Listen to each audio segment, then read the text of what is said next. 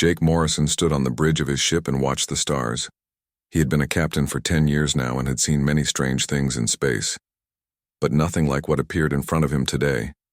Huge ships came out of nowhere and filled the sky around Earth. Each ship was bigger than any moon Jake had ever seen. The communication system made a sound. A voice spoke in perfect English, but with a strange accent. "This is the Zephyrian Galactic Empire. All humans must listen to our message now." Jake pressed the response button. "This is Captain Morrison of the exploration ship New Horizons. We hear you loud and clear." The alien voice continued. "Your species will submit to our rule immediately. You will stop all space travel and wait for our orders. We have ruled the galaxy for 50,000 years. We control 10,000 worlds and countless species. Resistance is not possible." Down on Earth, Admiral Lisa Carter sat in her office at Space Command headquarters. She had just received the same message that every human ship and colony had heard. The aliens wanted complete surrender within 24 hours. They said they had never been refused by any species in the galaxy. Lisa looked at the data coming from the orbital sensors. The alien ships were everywhere. They had appeared around Earth, Mars, and every human colony at the same time. The technology was beyond anything humans had ever seen. One small energy pulse from the aliens had turned off every satellite in the solar system for exactly 60 seconds. It was a clear warning. Dr. Alex Rodriguez worked in his lab studying the first data about these aliens. He was Earth's best expert on alien life forms, though until today he had only studied microbes and simple plants from other worlds. The Zephyrians sent cultural information along with their demands. They showed images of hundreds of different species all bowing to Zephyrian leaders. Every race in their empire served without question. The data showed that the Zephyrian Empire had grown by making the same demand to every new species they found. Submit or be destroyed. No species had ever chosen destruction. The Empire had never needed to use their weapons because the threat alone was enough. President Maria Santos called an emergency meeting with all the colonial governors and military leaders. The video conference connected Earth with 43 human worlds scattered across 12 star systems. Everyone had the same question. What should humanity do? "They have ships that can destroy planets," said Governor Brown from the Alpha Centauri colony. "Our weapons can barely scratch their hull plating." "The numbers are clear," Admiral Carter added. "They have 1,000,000 ships for every one of ours. This is not a fight we can win." Dr. Rodriguez shared his analysis. Every species in their empire went through the same process. First contact, demands for submission, immediate surrender, then integration into their hierarchy. It has worked for them for 50,000 years. President Santos listened to all the reports and recommendations. The smart choice was obvious. Humanity should surrender and hope for good treatment under alien rule. Fighting would only lead to complete destruction. But something strange happened during the meeting. While the leaders talked about surrender, reports came in from all over human space. The colonies were continuing their normal activities. Ships were still launching. Construction projects were going ahead as planned. Miners were still mining. Farmers were still farming. On Mars, the construction crews were building a new city dome. When the alien ships appeared overhead, the workers looked up for a few minutes, then went back to their jobs. The project supervisor reported that they were still on schedule to finish next month. The colony ship Determination had launched from Luna 3 days ago, carrying 10,000 people to establish a new settlement. The captain received the alien ultimatum but kept flying toward his destination. When asked why, he said the colonists had sold everything they owned to make this trip and he was not going to disappoint them. On the asteroid mining station, Series 1, the workers heard about the alien demands during their lunch break. They discussed it for a few minutes, then returned to extracting metals needed for the new space habitats being built in the Jupiter system. President Santos realized that while the government debated surrender, regular people were making their own choice. They were ignoring the aliens completely and continuing with their lives as if nothing had changed. The Zephyrian commander sent another message. "We detect continued activity in your star system. All space travel and construction must stop immediately. This is your final warning." Jake Morrison received the message while his ship was exploring a new asteroid field. He sent back a polite reply. "Thank you for the information. We have forwarded your message to the appropriate authorities on Earth." Then, he continued mapping the asteroid field. His mission was to find resources for the next human expansion wave, and he intended to finish his job. The same pattern repeated across human space. Polite acknowledgement of the alien messages, followed by complete continuation of normal activities. Humans treated the Galactic Empire's demands like they would treat any other piece of mail. They filed it away and went back to work. On Europa Station, the hydroponics chief received a direct communication from a Zephyrian ship demanding that food production be halted immediately. She replied that 30,000 people depended on the station for fresh vegetables, and she could not stop production without proper authorization from her supervisors. The Zephyrian sent back an angry message. "We are your supervisors now. The Galactic Empire commands you." The hydroponics chief replied, "I will need that order in writing with proper signatures and documentation. Please submit your request through normal channels." By the end of the first day, the Zephyrians had received thousands of similar responses. Humans asked for paperwork, proper procedures, and official authorization for everything. They treated the Galactic Empire like a new government department that needed to follow proper bureaucratic processes. Dr. Rodriguez studied the alien communications and made an interesting discovery. In 50,000 years of galactic conquest, the Zephyrians had never encountered bureaucracy. Every other species had either surrendered immediately or fought back with weapons. No one had ever asked them to fill out forms. As the 24-hour deadline approached, President Santos made a decision. She sent a message to the Zephyrian fleet. "The United Earth government acknowledges your communication. Your request for submission has been received and is being processed through appropriate channels. We will respond within 90 days as required by our constitutional procedures." The alien commander was confused. No species had ever asked for 90 days to consider surrender. But humans were not waiting for permission. They were already walking toward their next destination among the stars. Commander Ryan Bell wiped sweat from his forehead as he watched the mining equipment work. The machines on Kepler 442b were pulling rare metals from deep underground, metals that would build the next generation of human space stations. It was hot work under the red sun, but the colony needed these resources. The shadow fell across the mining site at exactly noon. Ryan looked up to see a Zephyrian battleship blocking out the sun.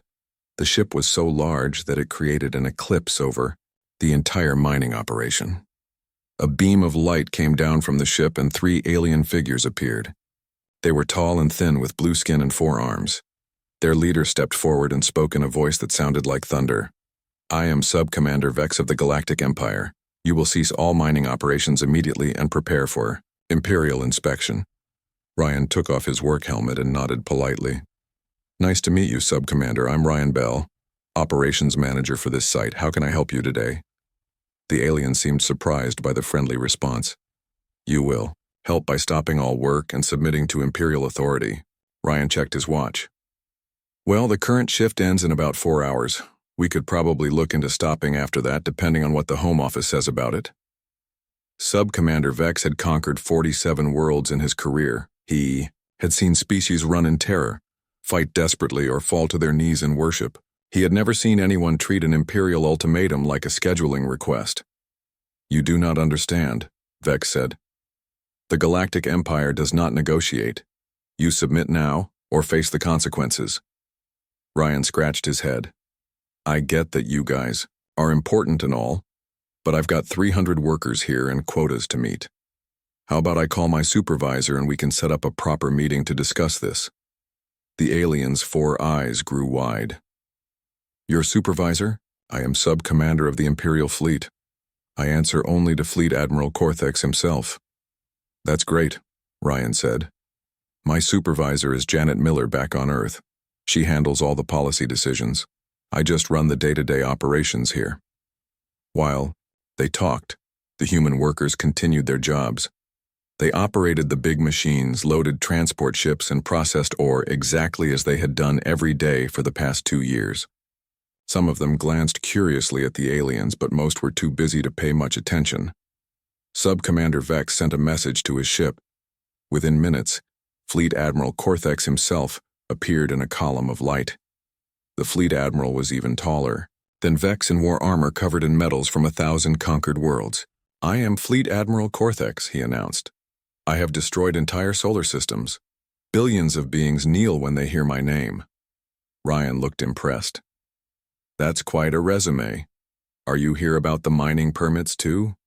Fleet Admiral Cortex had been in space for 300 years. He had accepted the surrender of species that had ruled their galaxies for millions of years. But no one had ever asked him about permits. "What permits?" he demanded.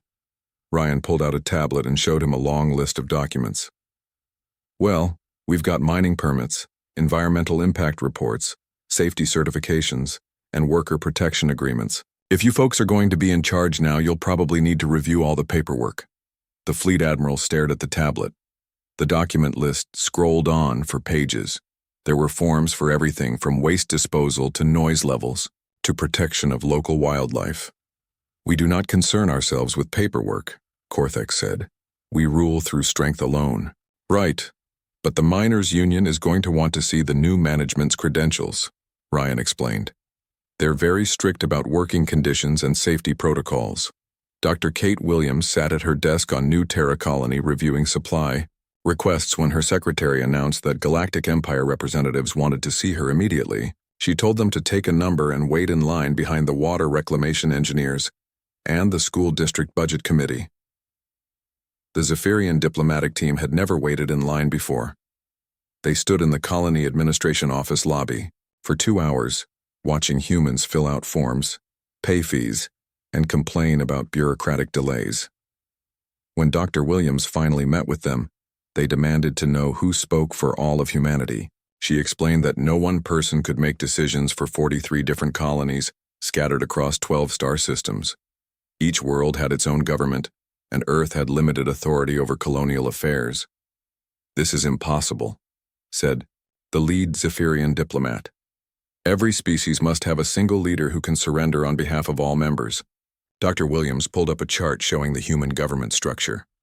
There were colonial assemblies, planetary governors, system councils, the United Earth government, corporate boards, labor unions, professional associations, and hundreds of other organizations that would need to approve any major decision. "So if we wanted humanity to surrender," the diplomat asked, "who would we talk to?" "Well, you'd probably need to start with the Constitutional Convention Committee," Dr. Williams said. "They meet every other Tuesday to discuss amendments to the Colonial Charter. I can get you on their agenda for next month." On Mars, construction foreman Danny Lopez was having a similar conversation with another group of Zephyrians. They wanted him to stop building the new atmospheric processing plant that would make the planet more suitable for human life. "Can't do it," Danny explained. "We've got contracts with 6 different companies and employment agreements with 1,200 workers. You'd need to talk to the legal department about breaking those agreements." The aliens said they represented the supreme authority in the galaxy and could cancel any human contracts. Danny nodded and handed them a thick folder. "Great. You'll need to fill out these forms to assume legal responsibility for all the existing agreements. Fair warning, though, the penalty clauses are pretty steep if the project gets delayed." The Zephyrian representative opened the folder and found pages of complex legal documents written in dense technical language. There were liability waivers, insurance requirements, safety bonds, and environmental compliance certificates. "We do not sign documents," the alien said firmly. "We simply command and others obey." Danny shrugged. "Sorry then, but work has to continue. We can't break contract without proper legal authorization." Fleet Admiral Cortex returned to his flagship to report to the Emperor. In 50,000 years of galactic conquest, he had never encountered anything like humanity's response. They were not fighting back, but they were not surrendering either. They were treating the Galactic Empire like a new business partner who needed to complete the proper paperwork before any deals could be made. "What do you mean they want us to fill out forms?" Emperor Vorthak demanded from his throne room 10,000 light years away. "They have procedures for everything," Cortex explained. Forms for mining, forms for construction, forms for food production, forms for transportation. They say we need proper authorization before we can change anything. The Emperor had ruled 1,000 species. None of them had ever heard of authorization forms. Tell me about their military response, the Emperor commanded. That is the strange part, Your Highness. They have no military response. Their ships continue normal operations. Their colonies continue normal activities. They acknowledge our presence, but treat us like a new administrative department. Emperor Vorthak was quiet for a long moment. In his experience, species either submitted immediately or fought to the death. Humans seemed to be doing neither. They were simply continuing their lives as if the Galactic Empire was a minor bureaucratic inconvenience. Send more ships, the Emperor ordered. Show them our true power. But even as he gave the order, the Emperor wondered if ships and weapons would be enough against a species that responded to ultimatums by asking for proper documentation. Fleet Admiral Corthex decided to show humans what real power looked like. He positioned his largest warships around Earth, Mars, and every major human colony. Each ship was the size of a small moon and carried enough weapons to destroy planets. The blockade was absolute. Nothing would move through human space without Imperial permission. Captain Amy Johnson read the blockade warning while piloting her cargo ship, Steady Progress, toward Europa Station. She was carrying medical supplies that the station desperately needed. Without these medicines, people would die. The Zephyrian ships formed a wall of metal across her route, their weapon systems glowing with deadly energy. Amy studied her navigation charts and found another path to Europa that went around the alien fleet.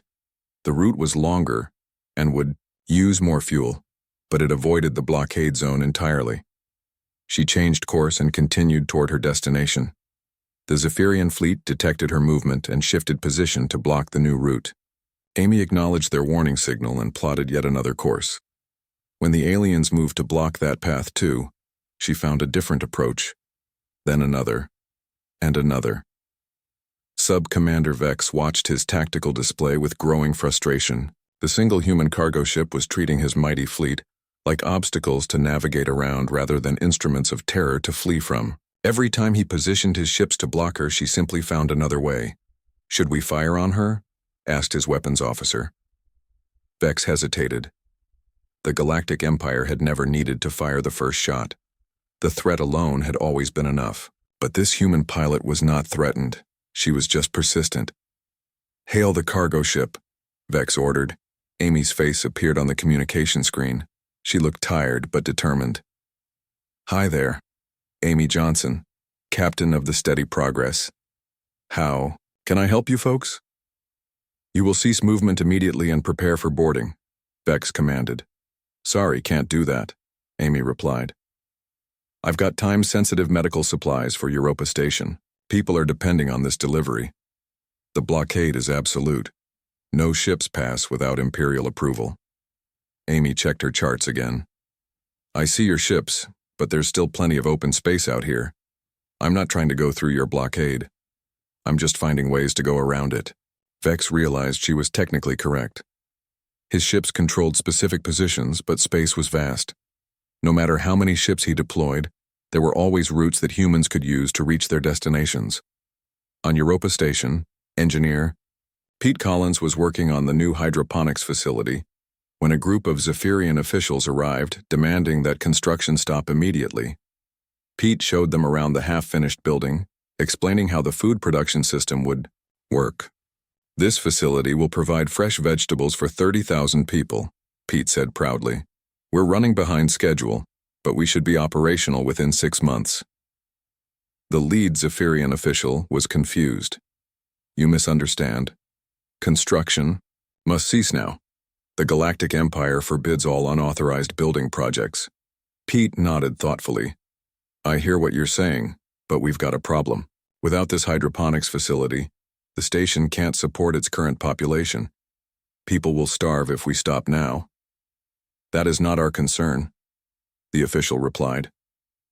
Well, it might become your concern if you're taking over administration of the station, Pete said. Dead colonists are bad for productivity statistics.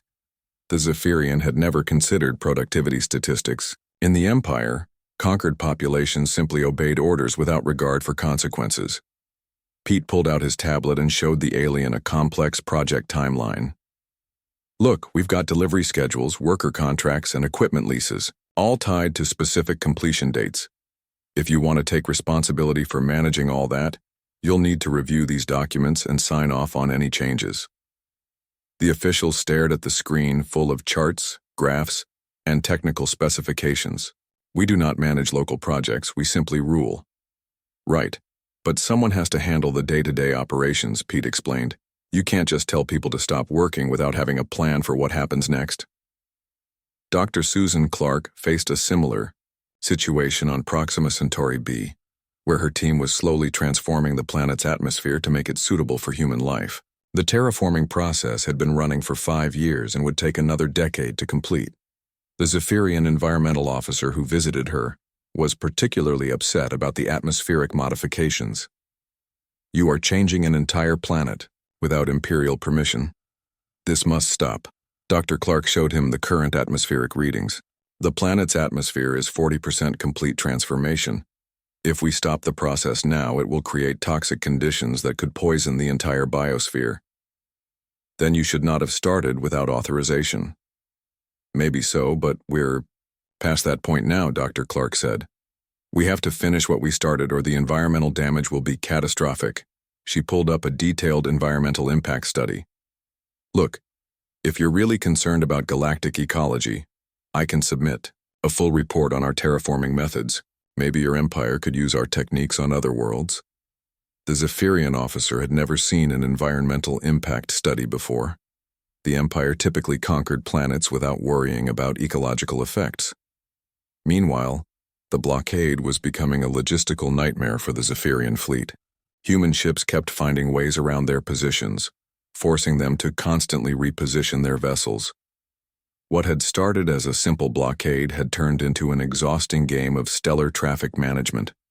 Cargo ships, passenger transports, mining vessels, and exploration craft all politely acknowledged the Zephyrian warnings, and then found alternate routes to their destinations. Some captains even sent friendly messages thanking the aliens for keeping them informed about navigation hazards.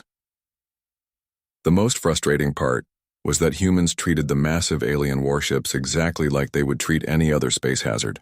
They updated their navigation charts, filed flight plans around the alien positions, and continued their business with minimal disruption. Captain Johnson finally reached Europa Station after taking a route that was 3 times longer than usual. She docked and began unloading her medical supplies while Zephyrian ships watched helplessly from their blockade positions. Medical delivery completed on schedule, she reported to her company dispatcher. Had to take the scenic route due to some new obstacles in the shipping lanes, but no major delays. Fleet Admiral Cortex reviewed the daily reports from his blockade commanders. Human traffic through the Sol system had decreased by only 15% despite the presence of the most powerful fleet in galactic history. Worse, the humans were adapting quickly to the new traffic patterns and finding more efficient routes around the alien positions. They are treating us like a navigation hazard, complained Sub-Commander Vex. Not like conquerors. Cortex had to admit it was true. Humans responded to the Imperial fleet the same way they would respond to asteroids, solar storms, or any other obstacle in space. They acknowledged the danger, planned around it, and continued to their destinations. The fleet admiral sent a message to Emperor Vorthak explaining the situation. The blockade was technically successful because human ships could not travel through the areas controlled by Zephyrian vessels. But it was practically useless because humans simply used the rest of space to reach their destinations. They are not defying us, Cortex reported. They are ignoring us. It is as if we are not important enough to change their plans. Emperor Vorthak had never heard of such a response in 50,000 years of conquest. Species either feared the Empire or fought the Empire. No one had ever treated the Empire as irrelevant. Double the size of the fleet, the Emperor ordered. If they can navigate around our ships, then we will send enough ships to fill their entire star system. But even as he gave the order, Vorthak wondered if more ships would solve the problem. Humans had not responded to overwhelming force with fear or submission. They had responded with creative navigation and polite persistence. As the Zephyrian fleet prepared to receive reinforcements, human expansion continued without pause. New colonies were being established, new trade routes were opening, and new exploration missions were launching. The humans just kept walking toward their destinations, treating the Galactic Empire like a temporary inconvenience rather than an unstoppable force. Emperor Vorthak decided that personal intervention was necessary. He boarded his flagship Eternal Dominion and traveled to the Sol system with the Grand Imperial Fleet. This was the largest collection of military power that had ever been assembled in galactic history. The fleet stretched across space like a metal constellation, with weapons capable of destroying entire solar systems. The Emperor's arrival was announced with great ceremony. Energy displays lit up the space around Earth in patterns that had brought immediate surrender from 1,000 different worlds. The demonstration of power was designed to create overwhelming fear and instant submission. President Maria Santos received the Emperor's demand for an immediate meeting. Her secretary, Linda Brown, reviewed the President's schedule and found that Monday through Wednesday were completely booked with Budget Committee hearings. Thursday had a small opening at 2 p.m., but it would have to be a short meeting because of the infrastructure planning session scheduled for 3 p.m. "Tell His Imperial Majesty that we can fit him in Thursday afternoon," Linda told the Zephyrian communication officer. "Will 30 minutes be sufficient, or does he need the full hour?" The communication officer was stunned. "You cannot schedule the Emperor like a routine appointment. He is the ruler of 10,000 worlds. He does not wait for meetings." Linda checked her calendar again. "I understand he's important, but the President's schedule is very tight this week. We could possibly move some things around and give him Tuesday at 4:30 p.m., but that's really the best we can do." Emperor Vorthak had never been offered a time slot before. In his experience, when he arrived at a world, all other activities stopped immediately. Entire civilizations would halt their operations to focus on his demands. The Emperor positioned his flagship directly over Geneva, where the meeting would take place. The massive vessel blocked out the sun over half of Switzerland. Its weapons systems could reduce the entire European continent to dust within minutes. Through his ship's sensors, Vorthak watched the people of Geneva going about their daily activities. Children walked to school directly beneath his world-destroying battleship. Office workers commuted to their jobs. People walked their dogs in parks that were shadowed by the most dangerous weapon in the galaxy. "Are they not afraid?" the Emperor asked his advisors. "They acknowledge our presence," replied Fleet Admiral Corthex, "but they do not seem concerned about it." The Emperor watched as construction crews worked on a new building project just a few kilometers from where his ship hung in the sky. The workers occasionally glanced up at the massive alien vessel, but they continued hammering, welding, and painting as if nothing unusual was happening.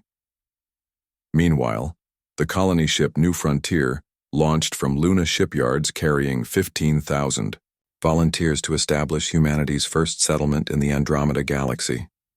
The ship's massive engines created a brilliant light show as it accelerated away from Earth. The Zephyrian fleet made no attempt to stop the colony ship. They were too focused on the upcoming surrender negotiations to worry about one vessel heading to another galaxy. This was exactly the kind of thinking that confused the Emperor. Humans were expanding their territory even while preparing to discuss their surrender. On Titan, construction worker Tony Garcia operated a plasma cutter on the new orbital platform around Saturn's largest moon. The work was dangerous and required complete concentration. One wrong cut could depressurize the entire construction site. A Zephyrian observer ship positioned itself nearby to watch the construction process.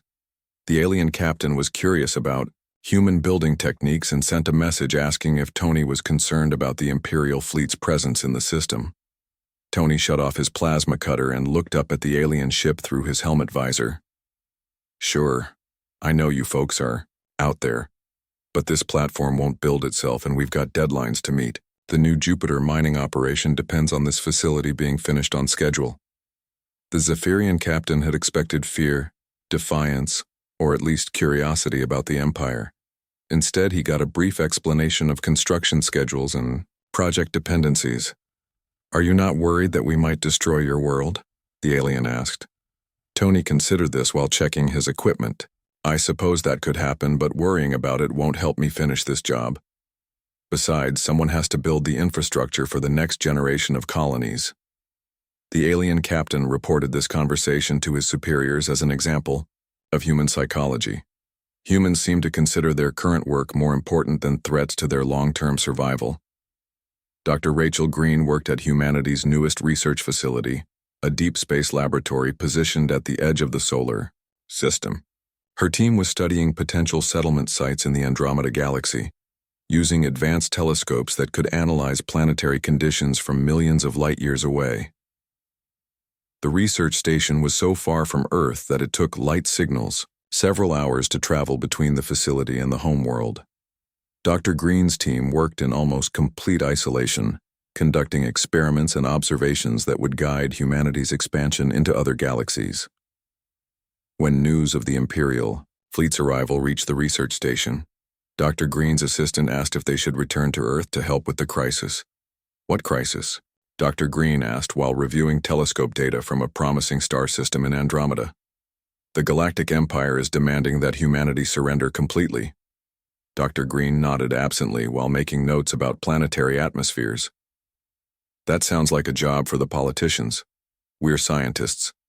Our job is to keep expanding human knowledge regardless of what's happening with governments. She sent her daily report back to Earth, including recommendations for 3 new colony sites that her team had identified. The message traveled past dozens of Zephyrian warships that were still trying to figure out how to contain a species that treated galactic conquest as a minor political issue. Emperor Vorthak finally met with President Santos in a modest conference room at the United Nations headquarters. The Emperor was accustomed to throne rooms with golden decorations and subjects who prostrated themselves before his presence. Instead, he found himself sitting at a standard conference table with coffee and pastries available on a side cart. President. Santos treated the meeting like any other diplomatic negotiation. She had an agenda prepared, notebooks for taking minutes, and a schedule that included breaks for lunch and afternoon refreshments. Thank you for making time in your schedule to meet with us, President Santos began. I understand you represent a large interstellar government that would like to discuss political arrangements with humanity. Emperor Vorthak was momentarily speechless. No one had ever thanked him for making time before. His time was considered infinitely valuable, and other species were grateful when he granted them audiences. I am not here to discuss arrangements, Vorthak said firmly. I am here to accept your surrender. President Santos made a note in her tablet. I see. That's certainly one possible outcome we can explore. What exactly would this surrender arrangement involve? The Emperor presented his standard terms. Complete submission to imperial authority, immediate cessation of all expansion activities, tribute payments from every human world, and integration of human military forces into the imperial fleet. President Santos listened politely and took detailed notes. When the Emperor finished, she reviewed her checklist and asked several clarifying questions about tax rates, military service requirements, and colonial administration policies. These terms would need to be reviewed by our constitutional court, she explained. Any agreement that transfers governmental authority requires approval from 2/3 of the Colonial Assembly, plus ratification votes from individual planetary governments. Emperor Vorthak had never encountered a constitutional court before. I do not negotiate with courts. I command and others obey. I understand that's how your government operates, President Santos replied. But our system requires legislative approval for major policy changes. The process usually takes 18 to 24 months. The Emperor stared at her in disbelief. You want me to wait 2 years for you to decide whether to surrender? Well, we could try to expedite the process, President Santos said helpfully. If this is urgent, we might be able to get a preliminary review completed within 12 months. While the Emperor struggled with the concept of constitutional procedures, human expansion continued at an accelerated pace. The colony ship Persistence established humanity's 44th world in a star system that had not existed on Zephyrian maps.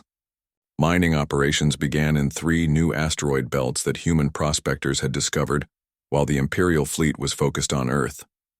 The terraforming of Kepler-186f entered its final phase, with atmospheric processors converting the planet's air to something humans could breathe. Within 5 years, the world would support millions of colonists.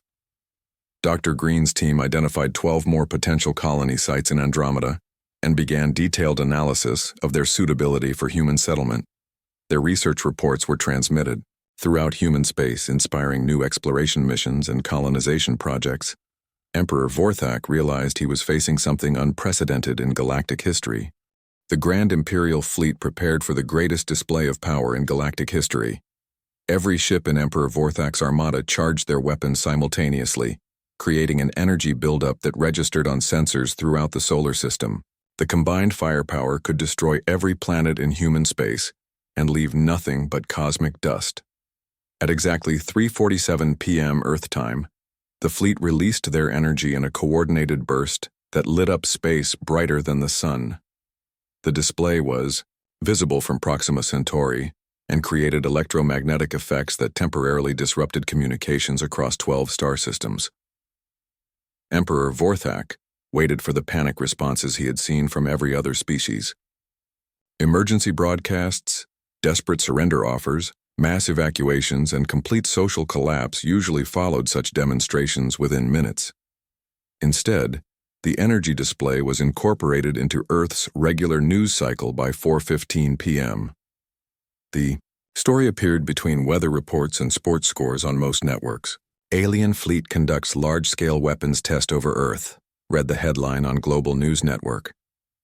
Most humans viewed the footage on their personal devices while commuting home from work, eating lunch, or taking study breaks. The general reaction seemed to be that it was an impressive light show, though not quite as spectacular as the aurora displays that appeared over Europa during solar storm season. Emperor Vorthak monitored human communication networks expecting to find evidence of fear, desperation, or preparation for surrender. Instead, he discovered online discussions comparing his weapons demonstration to various forms of human entertainment. "Pretty cool fireworks," wrote one person on social media. "But did you see the New Year's celebration on Mars last year? Now that was a light show." Another comment read, "My kids would love to see something like that up close. Are the aliens planning any more demonstrations? We should sell tickets." The Emperor called an emergency meeting with his military advisors. "Why are they not afraid?" he demanded. Fleet Admiral Cortex reviewed the human response data. "They seem to view our weapons demonstration as entertainment rather than a threat." "That is impossible. Our display showed enough power to destroy their entire civilization." "Yes, Your Majesty, but they appear to be focused on other concerns." The Admiral showed the Emperor a sample of human communications from the past few hours: construction schedules, shipping manifests, school assignments, medical appointments, family plans, and work projects. Humans were discussing everything except the possibility of their complete annihilation. On Mercury Station, engineer Carl Peterson had watched the alien light show while installing new solar collectors on the planet's surface. The energy display had interfered with some of his equipment, so he made adjustments to compensate for the electromagnetic effects. "Nice show," he commented to his work crew. "Though it would have been better if they had given us advance warning so we could shield the sensitive instruments." His assistant, Mike Torres, had recorded the event on his personal camera. "My daughter's science class is studying space phenomena. This will be great for her presentation on energy transmission." Carl finished connecting the solar collector array and tested the power output. "Everything looks good here. We should have this section of the station fully powered by next week." The two men packed up their tools and prepared to return to the station's pressurized sections. Neither seemed concerned that they had just witnessed a demonstration of planet-destroying power. President Santos continued her negotiations with Emperor Vorthak despite the weapons demonstration. She acknowledged that the Empire clearly possessed advanced military technology, but explained that the constitutional review process could not be shortened without proper legal procedures. "I understand you're eager to finalize this arrangement," she told the Emperor. But our founding documents require specific steps for any transfer of governmental authority. We can't skip these steps without violating our own laws. Emperor Vorthak was learning that humans had laws for everything. Laws about government procedures, laws about environmental protection, laws about worker safety, laws about colonial administration. Every imperial demand seemed to conflict with some human regulation that required lengthy review processes. Your laws are irrelevant, the emperor declared. Imperial authority supersedes all local regulations. President Santos made a note in her tablet. That's an interesting legal theory. You'll need to present that argument to the Supreme Court. They handle all questions about constitutional interpretation. The emperor had never heard of a Supreme Court. In his empire, his word was the only law that mattered. The idea that someone else might review and judge his commands was completely foreign. Meanwhile, Dr. Rachel Green's research team made a breakthrough in their analysis of potential colony sites in the Andromeda Galaxy. They had identified a cluster of solar systems that could support human settlements and were already planning the first interstellar colonization mission. The research data was transmitted to colony ship manufacturers on Luna, who began designing vessels capable of making the journey to another galaxy. The trip would take several hundred years even with humanity's fastest engines, but the project began planning immediately. Dr. Green sent her report to the Colonial Expansion Authority with recommendations for crew selection and equipment requirements. Her message traveled past the Grand Imperial Fleet that was still trying to process humanity's non-response to their ultimate weapons demonstration. Construction worker Maria Gonzalez, great-granddaughter of a former Earth president, was working on humanity's newest project, a massive space habitat in the Magellanic Clouds. The habitat would serve as a stepping stone for further expansion into the galactic neighborhood. A young Zephyrian apprentice who was observing human construction techniques asked Maria how humans had managed to conquer the galactic empire. Maria stopped welding and lifted her helmet visor. Conquer? We didn't conquer anybody. We just kept walking. But your species defied the Emperor himself. No one has ever done that before. Maria shrugged and returned to her welding. We didn't defy him. We just had other things to do. The galaxy is a big place and there's a lot of work to finish. The young Zephyrian was confused. What work is more important than responding to imperial demands? All of it, Maria replied. Building habitats, exploring new worlds, raising families, advancing science. Life doesn't stop just because someone wants to have a political discussion.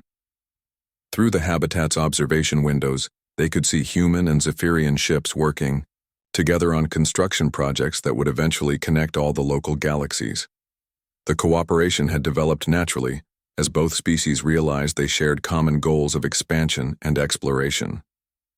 Emperor Vorthak received a final report from Fleet Admiral Korthax after 6 months of attempting to force human submission. The report concluded that humanity could not be conquered through traditional methods because they did not respond to conquest in traditional ways.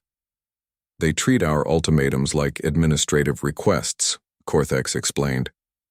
They treat our weapons, demonstrations like entertainment. They treat our demands for surrender like routine diplomatic negotiations. The Emperor reviewed the data himself and made a startling discovery. During the 6 months that his fleet had been trying to force human submission, the Zephyrian Empire had not expanded at all. All of their resources and attention had been focused on a single star system while the rest of the galaxy remained unexplored. Meanwhile, humanity had added 5 new star systems to their territory, established 3 new colonies, and begun their first interstellar missions to other galaxies. While the Empire had remained static, humanity had continued growing. What if we joined them instead of trying to stop them? The Emperor asked his advisors. The suggestion shocked the imperial court. The Zephyrian Empire had never joined anyone. They had always been the conquerors, never the partners. But Emperor Vorthak was beginning to understand something that his empire had forgotten during 50,000 years of conquest. Growth required movement, and movement required the willingness to walk toward new destinations rather than remaining in one place demanding that others come to you. 5 years later, the galaxy had changed completely. The Zephyrian Empire had restructured itself from a static hierarchy focused on control into a dynamic organization focused on exploration. Human enthusiasm for expansion had proven to be contagious, inspiring the Empire to resume growth for the first time in millennia. Captain Jake Morrison, now commanding the deep space exploration vessel Endless Journey, encountered the first joint human Zephyrian research station at the edge of known space. Both species were working together to map unexplored regions and plan colonization missions to distant galaxies. The cooperation had developed naturally once the Zephyrians realized that humanity's expansion created opportunities rather than threats. Human colonies needed suppliers, trade partners, and cooperative neighbors. There was room for everyone in a universe that was constantly growing larger. Maria Gonzalez completed her latest project, a fusion power plant that would provide energy for the new intergalactic transportation network. Human and Zephyrian engineers had worked together to design systems that could support the largest infrastructure project in galactic history.